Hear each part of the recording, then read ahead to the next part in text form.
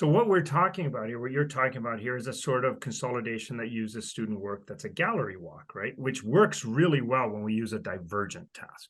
A divergent task is like a 3-act task or anything where, like, I give the task and 10 groups go in 8 different directions, right? And now we can go and look at we can look at different solutions because there's so much richness in the ways they're thinking. And like you said, we can go from most common to least common. We can also go from most accessible to least accessible. We can go from basic to complex, or we can go from concrete to abstract. There's lots of ways to progress, and there's a lot of redundancy between those. But just because a student is up here at the uncommon doesn't mean they went through common. Like, not every student followed the progression that the consolidation is going to take us on. A lot of students jumped in here. It's a flip of a coin. Let's do it this way. But they didn't get to see the other solutions. And they're standing there going, that would have made a lot more sense. That was way easier for me to understand than we were wrestling with this complex thing up here, right? And so there's interest in that. Now, what if it's not a divergent task? What if it's a convergent task? Meaning, like, okay, we're multiplying 3-digit numbers, we're turning decimals into fractions, or vice versa. We're doing areas of complex shapes for factoring, quadratic, solving systems of linear equations. We're ordering integers, or we are simply completing patterns at a younger grade. Like, these are not so divergent. Like, yes, we're going to see a variety, but they're not super divergent. So if you skip ahead a couple of slides here, let's see here. We're going to see an example of how the new consolidation for a convergent task looks like. So let's yeah, we're going to do more teacher scribe. So here's 2 examples. Click ahead there, and one more. Okay, so this is what this consolidation that's not in the book, but we've been playing with a lot, which is, okay, how do I consolidate a lesson on patterns or factoring quadratics? And the way we have found works really well is that I put up 3 questions, and I'm going to be the scribe here. Yeah, so back up a bit. Back up one. Yeah, go there. Just leave it there. I'm going to put up 3 questions, and then I gather the students around the board, and I say, I've put up 3 questions from today's lesson, but I may have put them in the wrong order.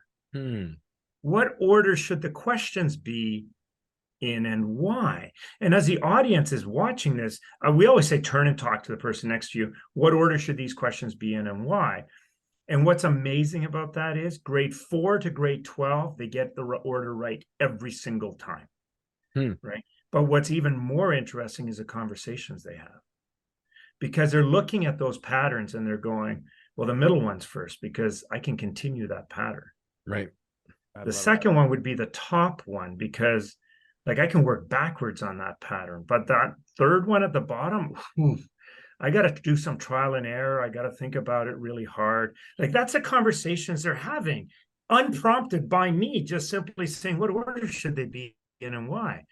Same with the second one there. They're going, yeah, the bottom one is definitely the easiest one. That's the one that should be first, right? Everything's positive, right? The top one's probably second. I got some negatives in there. And that middle one, that's tricky with that 3 in the front, right? So what they're doing is they're noticing and naming variance and invariance. You used that term yourself. You said noticing and naming. They're noticing and naming here. And it's we don't have to go look at other whiteboards, because if we're looking at other whiteboards, like, there's no work on the boards, because this is the kind of work that happens in discussion and then answers hit the board. So we have to create more thinking in this consolidation space by doing this. But what's even more interesting is what we do next. So if you go to the next image, just advance one. So here is, we're going to get some lag here, but here is those same quadratic ones. If you just advance once more, it'll start playing automatically. Is how do we actually progress through the solving of this as a class now, right? So now we figured out that the bottom one is first. The students are telling me this top one's second, the middle one's third. Now what do we do, right? We go, okay, well, is there something I can do on the first one? Is there something I can do right away without too much thinking? Oh yeah, I can put the parentheses they're telling me. So I do that. But here's the interesting part. Can I do that on the second one too? Oh, I can. Can I do that on the third one? Yeah, I can. Okay, go back to the first one. Is there something else I can do? And this is going to keep playing. And what you're going to see is that we're moving. We're not solving all of one together. I'm acting as a scribe. We're jumping. And what are we seeing? What are the students seeing when we do that? I love it, because you're giving them, again, not only the opportunity to think, but it's really about trying to uncover those behaviors as we're talking about, right? Like, so we're like truly going like, so this isn't random here, you know, like we're not like, you know, there's actually like mathematics is really logical, you know, when it really hurts your soul as math teachers, it doesn't matter what grade you're in, when students go, none of this makes sense. Yeah. And I mean, I used to hear that in the early days teaching, and I recognized now, you know, many years later that, oh my gosh, well, of course it didn't make any sense. They were just following me blindly, right? Yeah. And in reality here, you're allowing them to truly think through it and really trying to figure out what the heck is going on here. And of course, you as the facilitator are there to guide that conversation, right? Not to shut down ideas, not to, you know, tell a student like, nice try, but no, you know, like, but you just do what they say and let it break itself. Like, let the rule take over. Like, okay, so you're saying to do this, let's try that.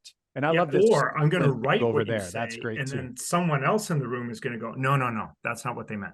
Right. Yeah. So it's like, we have to allow the room to breathe here, but I'm driving the bus, right? Like I picked these 3 tasks, and I'm saying, what can I do on this one? Can I do the same on that one? And in doing that, what the kids are starting to see is how these tasks are connected. Sure. And where the connection stops, where the differences are. They're seeing the invariance and they're seeing the variance. And so this isn't 3 distinct tasks anymore. This is a full range of what happened in a lesson. That video that you played earlier of the kids working, that was this lesson. They covered the entire sequence of factoring quadratics in this lesson. They went from having never seen it before to factoring quadratics where the leading coefficient was greater than 1 and not a prime number. Now, how do we then consolidate that, right? Doing a gallery walk's not going to work, not with this kind of task. We have to come up with a different type of consolidation that's still, if you think about that video of that consolidation, is still consolidating from the bottom. It's still noticing and naming. It's still achieving all of those things, but we're doing it for a type of task that a gallery walk doesn't work well for. Right.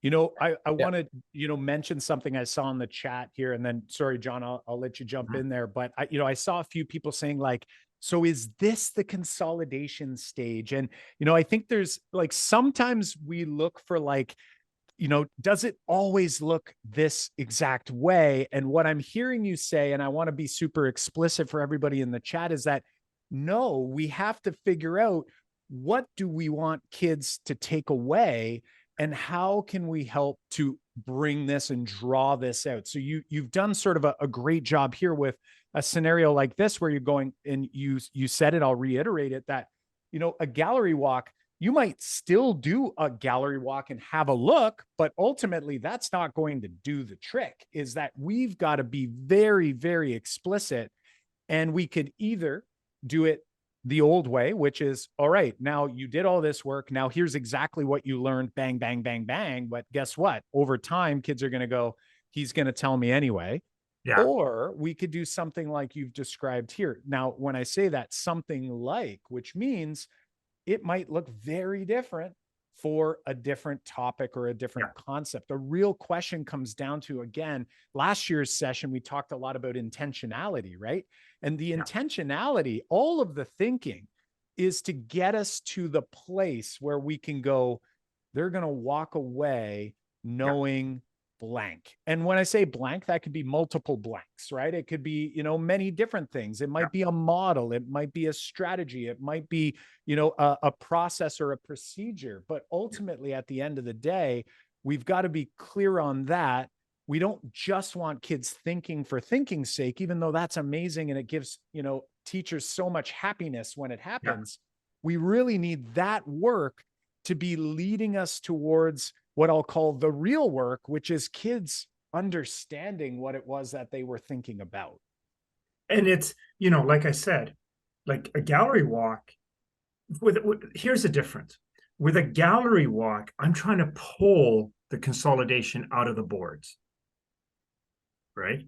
With this type of consolidation, I'm trying to pull the consolidation out of the discourse. Because when the students are at the whiteboards doing this type of a task, a thin slicing task, the boards don't carry the thinking. The thinking happened in discussion.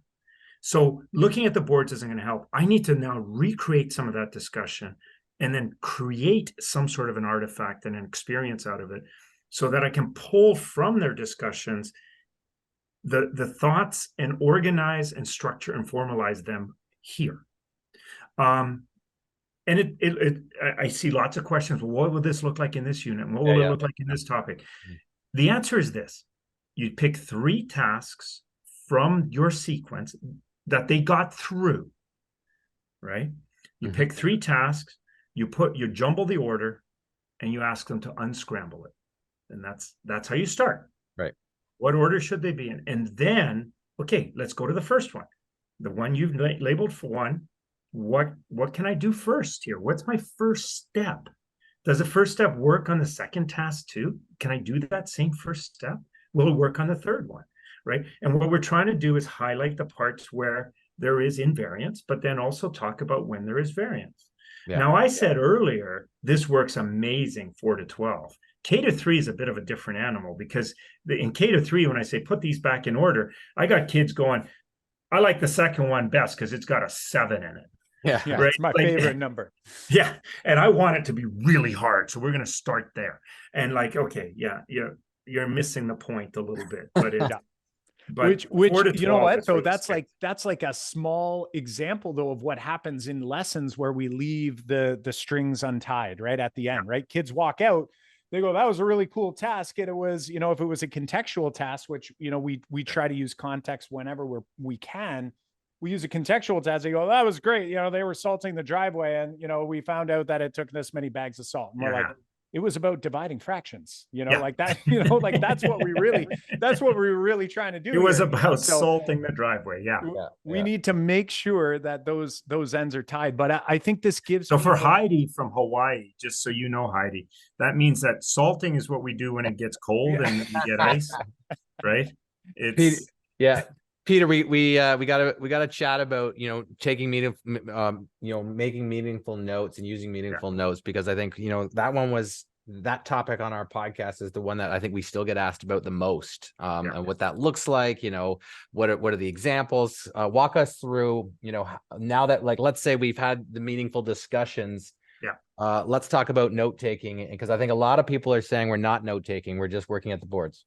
Oh yeah. So this is and note taking, or if you just advance to the next one, I think what's going to happen. And then once more, and then we're going to just see, here's that sort of I write, you write note that we all grew up loving, right? Like we'd sit in our desks and for 27 and a half minutes, we'd be writing notes. Oh my God, it was I'm in classrooms and teachers are going, and we saw this earlier, time is such an issue. I'm so out of time. And then I'm watching this and I'm going, well, that's 27 and a half minutes we're never going to get back, right? It's so how do we do something different than this?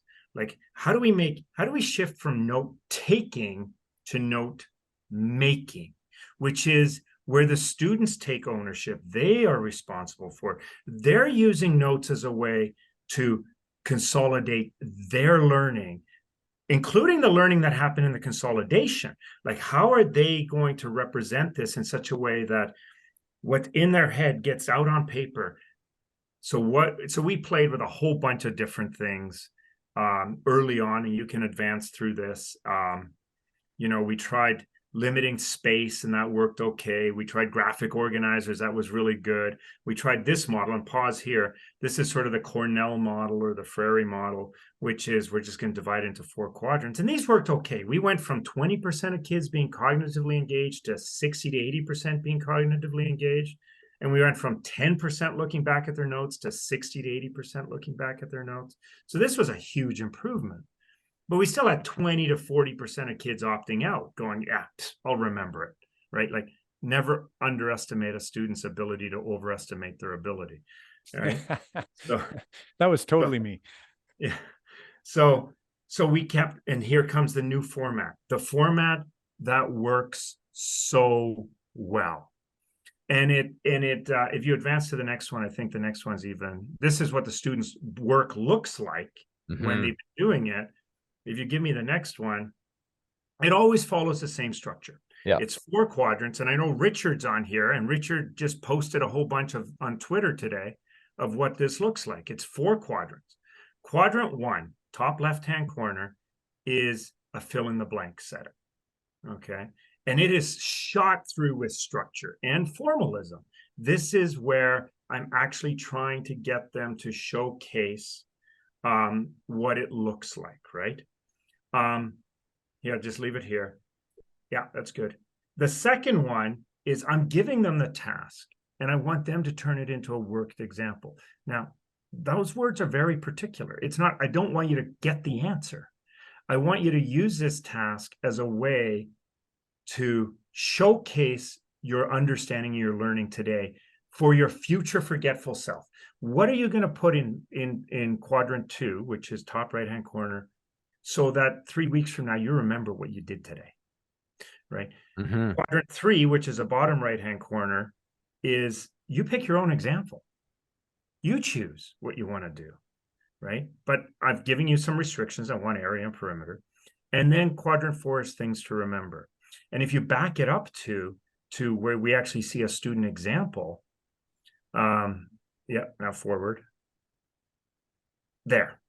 Like, you can see that they're doing it. They're showcasing. You can actually see in that example 1, top right-hand corner, how they're showing what it is that they're thinking, right? And then they pick their own. And then they're showing what they were doing. You can actually see the little arrows explaining where things are coming from. This works great, Peter, because I had always, done note taking as a priority after our consolidation before we had the discussion, a couple months ago on the podcast. And when I started this year's classes, I moved to your 4 quadrants. And what I love about, say, your own is that kids are doing it like keeps the thinking going, and I think that's what happens. Like, when we start to take notes, it's like, oh, I'm going to show you this one, and then I'm going to show you this one, so we can, we're putting it down for our future forgetful self, but they're still the ones going like, I'm going to create this one. And some kids will challenge. Sometimes, we will say, like, make one that you think is easy, or make one that you think is hard, and then that one goes up on the walls. And then all of a sudden we've created, another round of kind of checking our understanding to say, like, I thought this one was easy, you thought that one was hard, and it is a great, it keeps that thinking going. Yeah. And this is a one phase. One phase is where they're going to do it the whiteboards. We'll take some pictures. We'll put 3 examples into the class Google folder, or the students will take a picture and put it in their OneNote or something like that. But we also have a 2-phase version, which is they first do it in the boards together. And they do this together at the whiteboards in their group that they did the vertical whiteboard work with that day. And then they sit down and they individually make one on paper. It has to happen inside the same lesson. And in the 2-phase one, they'll copy quadrant 1 and quadrant 2 right from their board. But when they get to quadrant 3, they start looking around the room going, I like that group's example, their question better. That feels more like where I'm at. And then when they get to the things to remember, they're going, I like what we said there, but I also like what that group said there, and I like what that group said there. And it becomes very metacognitive. I love that. And it really, it forces, again, for students to now notice a name, just like the teacher has to notice a name in, before the consolidation. Students are looking around and going, they do their example and they go, okay, I did my example. I look at John's example. I'm like, well, actually, John's, I think, would be more helpful Yeah. later, you know, And like I like the mine way is they like actually too showed obvious. their example more, right? Like Right. Like, it's like, I really like how you highlighted the y-intercept, or, you know, whatever it is, or what the point where it goes through the line that's up and down, you know, that might be the language you're using at that time. Yeah. But And ultimately, I see Tammy on here with some notes. Thanks, Tammy. And we've done this with kids as young as kindergarten, right? With our very young kids, we just do the top 2 quadrants to begin with, right? And we may never get to quadrant 3 and 4. And I know those of you who teach trig are freaking out at the way I numbered the quadrants, but I'm sorry, human psychology doesn't follow standard position angle. But I mean, it's just the way. well, and let's be honest, friends, remember, you can take this idea and you can modify, you know, like it doesn't have to be exactly, you know, organized. And I think that's one of the big pieces here. It's like, what's the goal? What's the intentionality? And if you change something about anything that's been said tonight or in any other session, if you change something, does it still help you to get to the same end goal? Which again is all about every math lesson. Does it help to get me closer to my intended goal? And if that's the case, we're in great shape. Now, Peter, we've only got a couple minutes left here. So let me and say we one can last chat. thing. Yeah, go ahead. Go ahead. So teachers often ask, what do I do about, you know, like we used to do 8 pages of notes in a lesson. What do I do with that? Put them online. Parents will love you. I thought you were going to say burn them in the fire. No, I'm just kidding. Put them online, then burn them in the fire. Yeah. Parents will love you. It's a great backstop. It's not what's connecting to the kids. This connects to the kids. Right. Yeah. I love that. And, you know, that kind of, just to kind of reiterate as well, I think sometimes people think, you know, when we do things differently, right? You talked about the normative math classroom, and it's like, when we do something different, it's almost like people feel like you're never allowed to use anything from the, you know, traditional math class, which is like, I can't use those notes, or I can't use this, or you know, some people are like, hey, I can't watch those. I don't even want to name it and get in trouble for it. But certain videos where the speaker is kind of monotone, but it's like, those can be helpful at some point, but maybe just not in the beginning when you're trying to learn and introduce these concepts. But when your forgetful self shows up to the party, maybe that's the time where that could still be a useful tool, right? So, Peter, we don't want to get ourselves in trouble because we said we'd talk about all 3. I think we have one more we want to talk about. And this one, I think you do a great job in summarizing, and it doesn't take too much time. Let's hear some of the key pieces here. Okay. So first of all, what does homework look like? We call it check your understanding questions advanced. This is what it looks like. Right. And we give it now in 3 categories: mild, medium, spicy. So these, you know, we've seen those in the other, we saw the consolidation at 3 levels of tasks. Right. We saw in the notes, there was 3 opportunities for examples. And now here comes the check your understanding questions. And they are 3 levels: mild, medium, spicy. It's non-judgmental. It's non-evaluative. It's about preference. What happens here is that the picture of those students, they're having a mastery experience. They are totally in control of their learning. And what do we need to have for a mastery experience? We need to have success and challenge. So where's the success coming from? Well, I gave them level tasks and I gave them choice. So the rules here is you choose where you want to start. That's rule 1. But you do your own, but you choose where you want to start. Rule 2 is check your answer with the other students at your table. And if you need help, get help. If you can give help, give help. We're ensuring success. Choice and support ensures success, but then we're offering challenge. And then they're seizing that challenge. And when we get that happening, we get that mastery experience. And the biggest problem we have is we can't get the kids to stop. We can't get them to leave. You got to go. The buses are here. It's recess. You got to leave. The other class is coming in. I need to get you out. And they don't want to leave because they're having that moment where they feel like I'm in charge here of my learning. I know what I know, and I'm doing great. You know what, Peter? Great I must say, I've got a funny feeling that we're going to have the same problem here tonight in this very session with our Math Moment Maker friends. When we have to say, friends, it's time to go.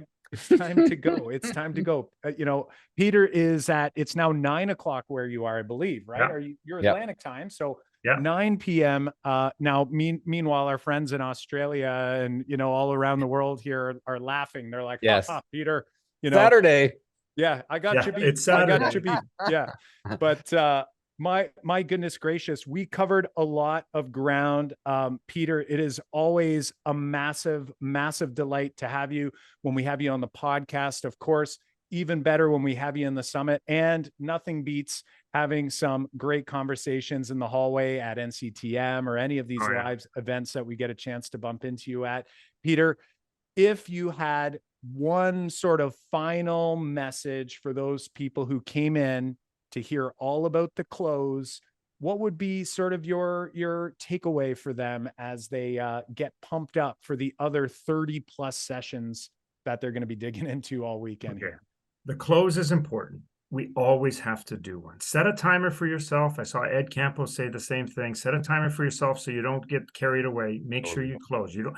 Second thing is the close has to be dynamic. It has to be responsive to what happened in the lesson that day.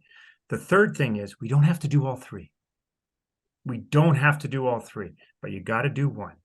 We got to do something to close off the lesson, right? Totally. I try to do two. Sometimes I get three in. I'm going to be teaching in classrooms next week. I'm definitely doing one in all of them. I'm going to try two in some of them, right? Like it depends on what the lesson is. I've got to be responsive. I got to be ready, and I got to listen to what the room is telling me. And I'm giving students to be responsible for opportunities to be responsible for their learning rather than accountable. Love it. Love it. Peter, I want to thank you one more time for joining us here, everyone. There's a million thank yous coming in through here. So thank you again. Peter, thanks so much, my friend. Always a pleasure. Thanks, everybody. Thanks for being here. Thanks, Kyle.